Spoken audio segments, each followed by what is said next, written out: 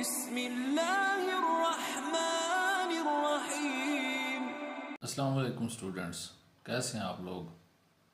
आज हम 9th class की मैथ की न्यू बुक से एक्सरसाइज 7.1 का क्वेश्चन नंबर 2 पार्ट 2 सॉल्व करेंगे। क्वेश्चन नंबर 2 से मुतल्लिक अहम डेफिनीशंस और कंसेप्ट्स हम पिछली वीडियो के अंदर समझ चुके हैं और क्वेश्चन नंबर 2 पार्ट 1 सॉल्व करने में भी हमने उन्हें इस्तेमाल किया था। अब हम मज़ीद क्वेश्चंस सॉल्व करते हैं। सबसे पहले हम फर्ज करते हैं कि हमारे पास जो पॉइंट सी है उसके कोऑर्डिनेट्स हैं -5 और -2, या यूं कहें कि ये जो आपके पास पॉइंट सी है -5 -2, इसको हम इक्वल ले लेते हैं एक और पॉइंट सी के जिसके कोऑर्डिनेट्स हैं x1 और y1।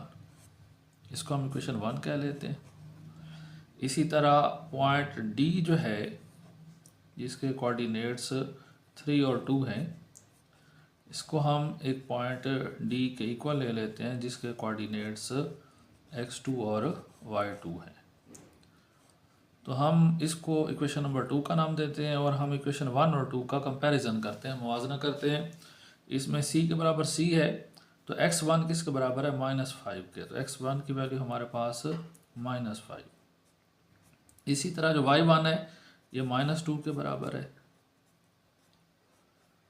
और जो x2 है ये 3 के बराबर है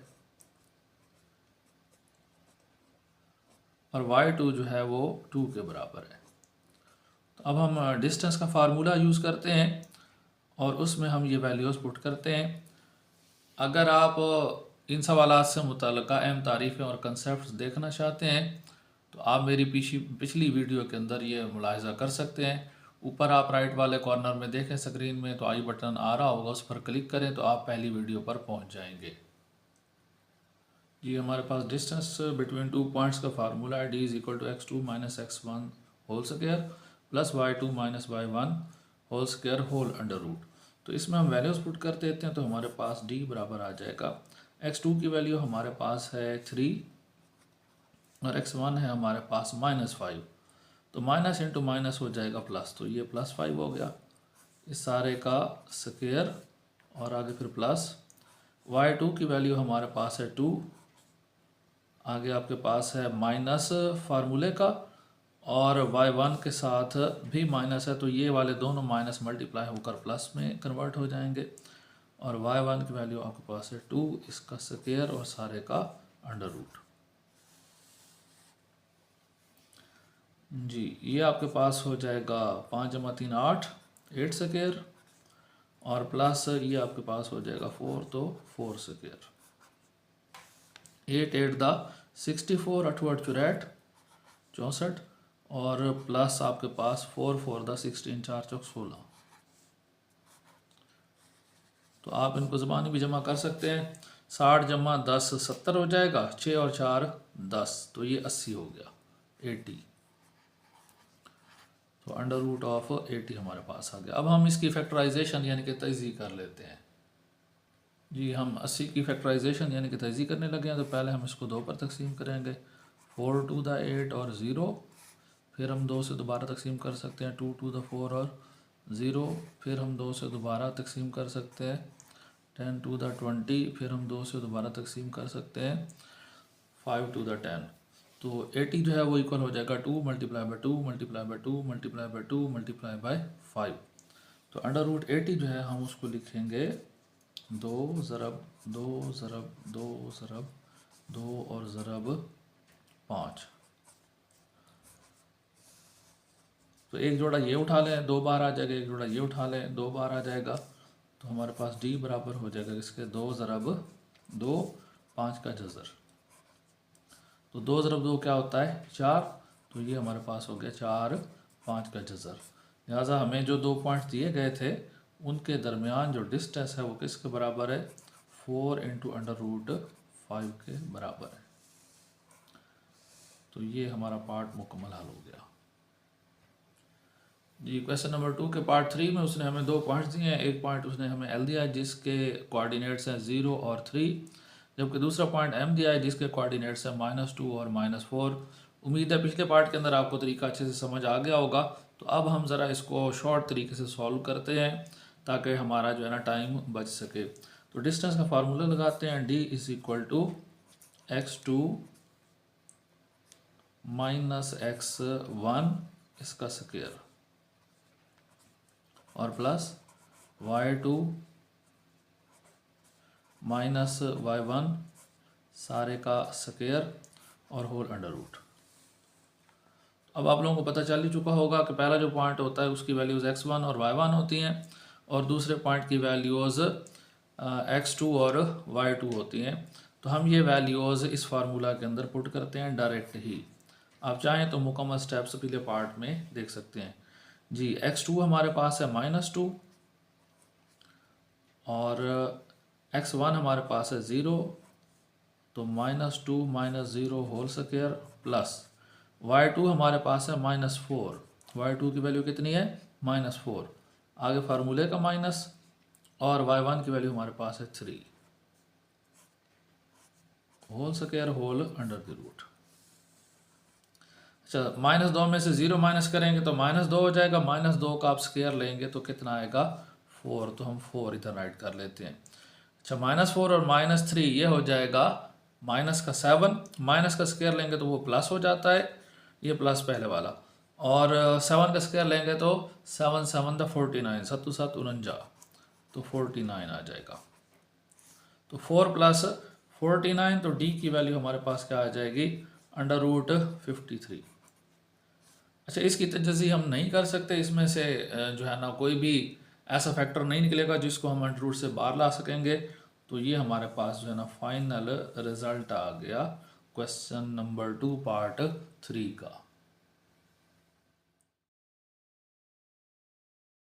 नंबर 2 का जो पार्ट 4 है इसमें हमें एक पॉइंट P दिया गया है जिसके कोऑर्डिनेट्स -8 और -7 है, जबकि दूसरा पॉइंट Q दिया गया है जिसके कोऑर्डिनेट्स 0 और 0 है। फार्मूला आप लोगों को ऊपर नज़र आ रहा है, तो हम डायरेक्ट ही इसमें वैल्यूज़ पुट करके इन दो पॉइंट्स के दरमियान मौजूद डिस्टेंस मालूम करते हैं। जी, x2 की जगह हमारे पास है 0 और x1 की जगह है -8। माइनस फार्मूले का और 8 के साथ लगवा माइनस, ये मिलकर प्लस में कन्वर्ट हो जाएंगे। फिर इस सारे का स्क्वायर, आगे फार्मूले का प्लस, फिर y2 - 1। y2 की वैल्यू हमारे पास 0 है और -y1, तो y1 की वैल्यू हमारे पास -7 है। माइनस फार्मूले का और 7 के साथ लगवा माइनस, ये हो जाएगा प्लस। तो ये आपके पास आ जाएगा +7 होल स्क्वायर और होल अंडर रूट। जी, तो d बराबर हो जाएगा जी 0 × 8 8 हो जाएगा। 8 का स्क्वायर 8 8 द 64, 8 8 64, तो ये आपके पास आ गया 64 और 7 7 द 49 जमा 7 7 49। तो हम इनको ज़बानी मेरे ख्याल ऐड कर लेते हैं। 60 और 40 कितना हो जाएगा? 100। 9 और 4 13, तो 113 हमारे पास आ जाएगा। हम 113 की भी फैक्टराइजेशन तजज़ीह नहीं कर सकते, आप ट्राई करके देख लें। 2 पर करेंगे, 3 पर करेंगे तो किसी पर भी ये डिवाइड नहीं होगा, तो लिहाजा इस अंडर रूट से कुछ भी बाहर नहीं आ सकता। तो हमारे पास d की जो वैल्यू है कितनी आ रही है? 113 अंडर रूट, 113 अंडर रूट। ये हमारे पास इसका आंसर फाइनल हो गया। क्वेश्चन नंबर 3 का जो पहला पार्ट है वो भी क्वेश्चन नंबर 2 जैसा है। इसमें भी हमें 2 पॉइंट दिए गए हैं जिनके दरमियान हमने डिस्टेंस फाइंड करना है। जी, पार्ट ए में हमें पॉइंट ए दिया गया है जिसके कोऑर्डिनेट्स 3 और 1 है। पार्ट बी में हमें पॉइंट बी जो हमें दिया गया उसके कोऑर्डिनेट्स -2 और -4 है। तो हम डायरेक्ट डिस्टेंस के फार्मूला में इनकी वैल्यूज डाल देते हैं। तो सबसे पहले हमारे पास x2 - x1 था। x2 की वैल्यू हमारे पास -2 है, फिर माइनस, और x1 की वैल्यू हमारे पास 3 है, इसका स्क्वायर, फिर प्लस y2 हमारे पास है -4 के बराबर, माइनस y1 हमारे पास है 1, इसका स्क्वायर, और फिर सारे का अंडर रूट जज़र। अब ये जो आपके पास -2 और -3 है तो ये -5 हो जाएगा। माइनस का जो स्क्वायर है वो प्लस हो जाएगा। 5 का स्क्वायर जो है 25, तो पहले इसमें से यहाँ से आएगा 25। इसी तरह ये आपके पास जो है ना -4 और -1, तो ये भी आपके पास क्या हो जाएगा -5, माइनस का स्क्वायर प्लस हो जाएगा और 5 का स्क्वायर 25, तो 25 जमा 25, ये आपके पास 50 अंडर रूट आ गया। डिस्टेंस बिटवीन टू पॉइंट्स क्या हुआ 50 अंडर रूट। 50 के हम फैक्टराइजेशन यानी कि तजी कर लेते हैं। 50, तो इसको आप डिवाइड करें 2 पर, 2 टू द 4 और 5 टू द 10, यहाँ से जो 1 बचेगा इसके साथ आगे 10 इसको बना देगा, तो 10 पर जब 2 को तकसीम करेंगे 5 आ जाएगा। फिर आप इसको 5 पर डिवाइड कर सकते हैं, तो 5 5 25, तो 2 ज़रब 5 ज़रब 5, तो 50 किसके बराबर हो गया 2 इंटू 5 इंटू 5। तो ये जो पेयर बना है इसको आप बाहर लाएंगे तो एक इसमें से स्क्वायर अंडर रूट कैंसिल हो जाएंगे, तो हमारे पास बाहर क्या आ जाएगा 5 इंटू अंडर रूट 2, तो ये हमारे पास फाइनल आंसर है जी। इस क्वेश्चन के पार्ट बी में हमें पॉइंट ए के कोऑर्डिनेट्स -8 और 3 दिए गए हैं, बी के 2 और -1 दिए गए हैं। हम इनकी भी डायरेक्ट वैल्यू डाल लेते हैं। डी x2 की जगह हमारे पास है 2 फार्मूले का मनफी, और इस x1 के साथ लगा हुआ मनफी मल्टीप्लाई होंगे तो प्लस बन जाएगा 2 + 8 सारे का स्क्वायर, फिर प्लस y2 की कीमत हमारे पास है -1 और y1 की है 3, तो -3 इसका स्क्वायर और सारे का जज़र जी। 8 जमा 2 10 हो जाएगा, 10 का मुरब्बा 100, 100 स्क्वायर हो जाएगा, सॉरी 10 स्क्वायर हो जाएगा 100, तो पहले से में 100, 3 और 1 4, लेकिन मनफी का 4, लेकिन मनफी का जब मुरब्बा होगा तो ये प्लस में कन्वर्ट हो जाएगा, 4 का मुरब्बा 16, तो ये हमारे पास 116 आ गया। तो डी की वैल्यू हमारे पास क्या आ गई 116 अंडर रूट जी। 116 की तजी कर लेते हैं। 116 पहले 2 पर तकसीम करेंगे, 2 5 10, 10 1 यहाँ इधर से जो है ना कैरी जाएगा, तो 8 टू द 16, फिर 2 पर डिवाइड कर सकते हैं, 2 टू द 4 और 9 टू द 18। 29 जो है इसको हम सॉल्व नहीं कर सकते मज़ीद, तो इसलिए 116 हमारे पास क्या आ जाएगा 2 ज़रब 2 ज़रब 29 अंडर रूट। ये जोड़ा बन गया है, पेयर बन गया है, इनमें से एक को बाहर ले जाएं, तो 2 इंटू 29 अंडर रूट हमारे पास क्या आ गया फाइनल आंसर आ गया जी। पार्ट सी में उसने हमें परेशान करने की कोशिश की है। अंडर रूट्स में जो है उसने वैल्यूज़ दे दी हैं। ए का पहला कोऑर्डिनेट -5 का जज़र और दूसरा -1/3, बी का -3 5 का जज़र और दूसरा कोऑर्डिनेट 5 है, तो हम डायरेक्ट डी में वैल्यूज़ डाल लेते हैं जी। x2 -x1, x2 हमारे पास है -3 5 का जज़र, फार्मूले का माइनस और ये x1 का माइनस मिलकर इसको प्लस में कन्वर्ट कर देंगे, 5 का जज़र इस सारे का स्क्वायर, फिर फार्मूले का प्लस जी। y की वैल्यू हमारे पास y2 की वैल्यू हमारे पास 5 है और y1 क्या -1/3, तो फार्मूले का माइनस और ये y के साथ लगा हुआ माइनस प्लस में कन्वर्ट हो जाएंगे, 1/3 इस सारे का स्क्वायर, फिर सारे का हमारे पास जज़र जी। ये हमारे पास जो है ना -3 5 का जज़र और जमा 1 5 का जज़र, तो -3 में से जमा का 1 जाएगा तो -2 5 का जज़र बच जाएगा, -2 5 का जज़र सारे का मुरब्बा। इसी तरह इसका हम एलसीएम लेंगे वो 3 आएगा, इसके नीचे डिनोमिनेटर 1 है, 1 को 3 पर तकसीम करेंगे तो 3 आएगा, 3 को ज़रब देंगे 5 के साथ तो 15 हो जाएगा, फिर इधर ये 3 1 3, 1 को 1 से मल्टीप्लाई करेंगे तो 1, और फिर इस सारे का भी अलग से स्क्वायर है और फिर इन सब का अंडर रूट है। अब आप -2 का मुरब्बा लेंगे तो जमा का 4 आ जाएगा, और ये 4 किससे ये अंडर रूट और स्क्वायर कैंसिल हो जाएंगे, तो ये 4 5 से ज़रब खाएगा, जमा जी ये हो जाएगा 16, तो 16 का स्क्वायर हमने लेना है, वो हमें यकीनन फिर कैलकुलेटर पर लेना पड़ेगा, तो हम कैलकुलेटर पर ले लेते हैं जी। 16 का स्क्वायर या 16 × 16 256 आ रहा है, तो 256 और 3 का जो स्क्वायर है वो 9 आ रहा है, सारे का अंडर रूट ये आपके पास हो गया 20 प्लस 256 ओवर 9 सारे का अंडर रूट। जी एलसीएम ले लें इनका, जो कि 9 आएगा, अंडर रूट के नीचे ही 9 एलसीएम आ गया।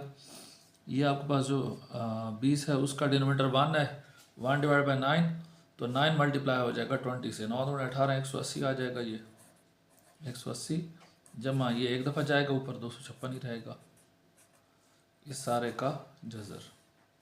जी इन दोनों को प्लस कर लें, बेहतर है कि कैलकुलेटर यूज़ कर लें, नहीं तो आप ज़बानी भी कर सकते हैं।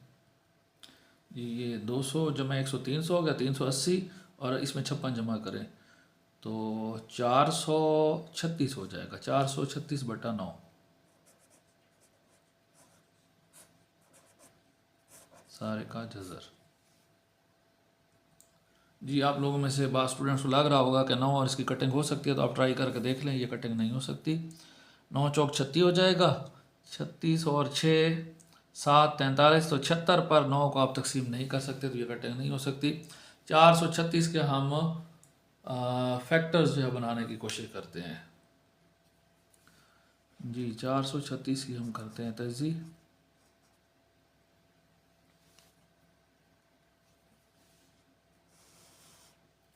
पहले तो हम इसको 2 पर डिवाइड कर सकते हैं, 2 2 द 4, जी 2 1 द 2 और 2 8 द 16।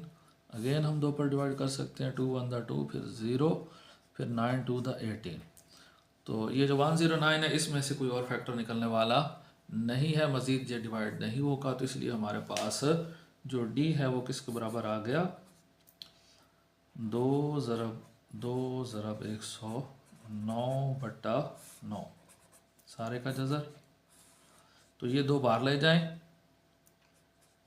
और ये 9 का जज़र भी जो है ना वो 3 हो जाएगा, तो 2/3 ये बाहर ले जाएं, और 109 जो है ये जज़र के अंदर ही रहेगा। तो हमारे पास इन 2 पॉइंट्स के दरमियान डिस्टेंस क्या है, 2/3 इंटू। जी इसी क्वेश्चन 3 के पार्ट 2 के अंदर वो कहता है कि find the mid point of the line segment joining the 2 points, यानी कि उसने हमें जो 2 पॉइंट्स दिए हैं ना ए और बी, तो दरअसल उन ए और बी पॉइंट्स की मदद से बनेगी एक लाइन। तो इस लाइन के ना बिल्कुल सेंटर पर जो पॉइंट बनेगा हमने उसके कोऑर्डिनेट्स मालूम करने हैं। उसने हमें इस पॉइंट ए के कोऑर्डिनेट्स दिए हैं, इस पॉइंट बी के कोऑर्डिनेट्स दिए हैं, और जो लाइन इन दोनों पॉइंट्स को मिलाने से बनती है उस लाइन के मरकज़ी नुक्ते पर, उसको आप नुक्ता सी का नाम दे दें, तो इस लाइन के मरकज़ी नुक्ते पर जो पॉइंट बनेगा, जो मरकज़ी नुक्ता बनेगा, उसके कोऑर्डिनेट्स हमने बताने हैं कि उसके कोऑर्डिनेट्स क्या होंगे। ठीक हो गया। अच्छा, 2 नुकात के मरकज़ी नुक्ते पर जो नुक्ता आता है उसके कोऑर्डिनेट्स मालूम करने के फार्मूलाज कुछ ऐसे हैं कि उस पॉइंट का, यानी कि मरकज़ी पॉइंट का जो पहला कोऑर्डिनेट x होगा वो इन 2 पॉइंट्स के x कोऑर्डिनेट के एवरेज के बराबर होगा, यानी कि x1 को x2 में जमा करके ना आपने 2 पर तकसीम कर देना है। और इसी तरह इसका जो y कोऑर्डिनेट होगा ना वो इन 2 पॉइंट्स के y कोऑर्डिनेट्स का एवरेज होगा, मतलब आप y1 और y2 को जमा करके किस पर तकसीम कर देंगे, 2 पर तकसीम कर देंगे, तो ये आपके पास मिड पॉइंट के कोऑर्डिनेट्स आ जाएंगे। जी इसके पार्ट ए के अंदर जो है ना इसने हमें पॉइंट ए के जो कोऑर्डिनेट्स दिए हैं वो 3 और 1 दिए हैं, पॉइंट बी के जो कोऑर्डिनेट्स दिए हैं वो -2 और -4 दिए हैं। तो पहले हम x जो कोऑर्डिनेट है सेंट्रल पॉइंट का वो फाइंड करते हैं। तो x बराबर है x1 प्लस x2, x1 की वैल्यू 3 है, x2 की है -2, तो x1 की वैल्यू 3 प्लस और माइनस हो जाएगा -2, और इसको डिवाइड करेंगे 2 पर, तो 3 में से 2 गया, 1 बचेगा, तो 1/2 आ जाएगा ये।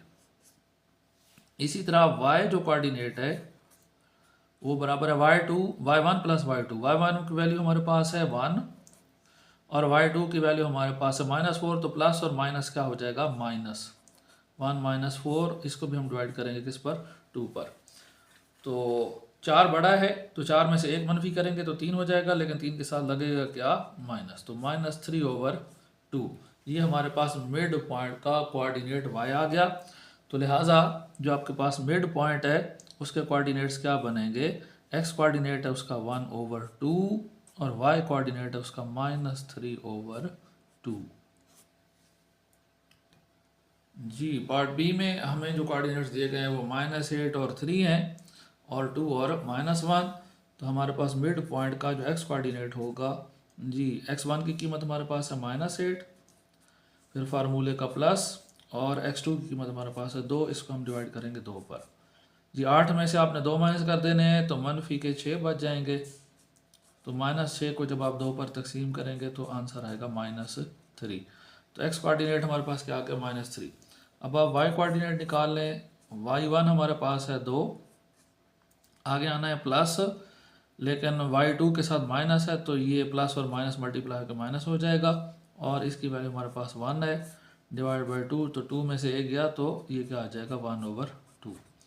तो लिहाजा हमारे पास पॉइंट बी के इन दो पॉइंट्स ए और बी के मिड पर जो पॉइंट आ रहा है उसके कोऑर्डिनेट्स हैं -3 और 1/2। सॉरी मैंने मिस्टेक की, y कोऑर्डिनेट्स मैंने दुरुस्त दर्ज नहीं किए। जो हमारे पास y1 है वो 3 है उसकी वैल्यू, और जो y2 है उसकी वैल्यू -1 है। तो 3 में से 1 गया तो 2 होगा, और 2/2 क्या होगा, 1।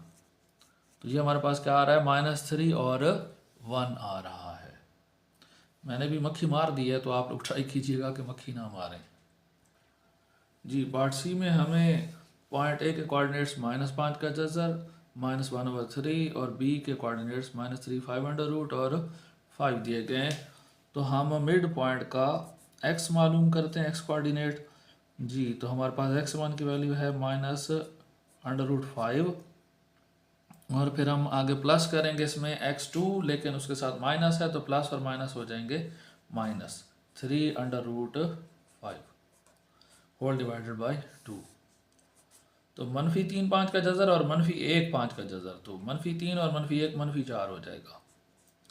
-4 5 का जज़र बटा 2, तो 2 2 1 2 और 2 2 4। तो ये हमारे पास पहला कोऑर्डिनेट फाइनल हो गया, -2/5। ठीक हो गया। इसी तरह हम y कोऑर्डिनेट निकालते हैं।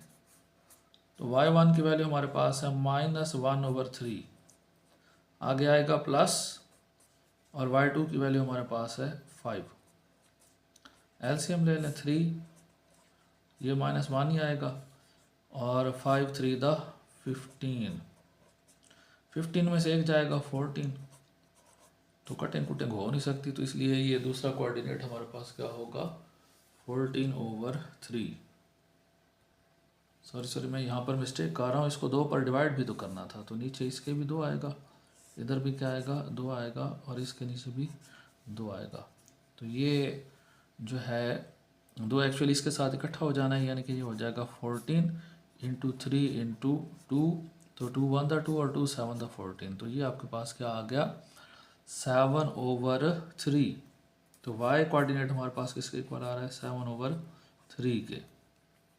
तो हमारे पास जो मिड पॉइंट है उसका x कोऑर्डिनेट हुआ -2 और √5, और दूसरा कोऑर्डिनेट है 7/3। तो ये हमारा पार्ट क्वेश्चन नंबर 3 जो है वो उसके तमाम पार्ट्स कंप्लीट हो गए। उम्मीद है ये आप लोगों को अच्छे तरीके से समझ आ गया होगा। अगर कहीं कोई मसला हो तो आप डिस्कस कर सकते हैं। नेक्स्ट क्वेश्चन तक के लिए टेक केयर एंड